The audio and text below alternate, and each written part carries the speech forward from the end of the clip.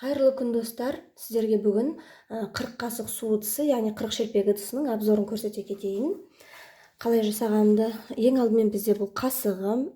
Қасықты міндетті түрде пластикалық қасық емес, ағаш қасық алсаңыздар да болады. Қасығына осылай баланың атын жазып қойдым. Кәдімгі бұл бусиналар фурнитура сатылатын жердің барлығында сатылады. Лента. Жалпақтығы 3 сантиметрлік үкіні осындай лентаның түсіне сай таңдап алсаңыздар да болады, қалауларыңызша. Одан кейінгісі бізде қайшысы для новорожденных деп аталады. Бас жағы кішкене дөңгелектеу болып келген. Қарапайым маникюрный ножницы бар ғой, оған қарағанда сәл қымбатырақ тұрады. Мысалы, қарапайым қайшылар шамамен 200 теңге тұратын болса, бұлар 500-800 теңге деп ары қарай бағасы өсіп кете береді. Одан кейінгісі ыдысы мынау. Мен бұны әсемдеуге кружеваны пайдаланып, және фоамираннан жасалған гүлдер, және мынандай гүлдер бутонмен жүреді, өзі сатылады бірге. Мынандай тычинкаларды пайдаландым.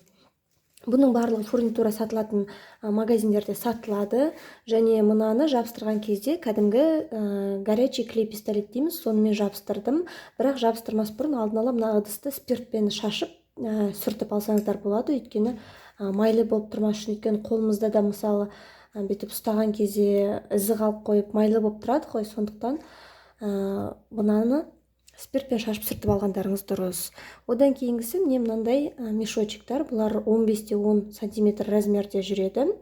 Метражный полубусинамен әсемделген. Бұл тырнағы, шашына, кіндігіне арналған мешочек негізі, бірақ міндетті түрде шашын сақтау қажет емес. Ол өзіңіздің қалауыңыз бойынша. Не сақтаймын десеңіз де, кіндігін, тырнағын алып, кішкентай прозрачный целлофанға салып, пакетикке салып, осылай ішіне салып, байлап сақтап қоясыздар.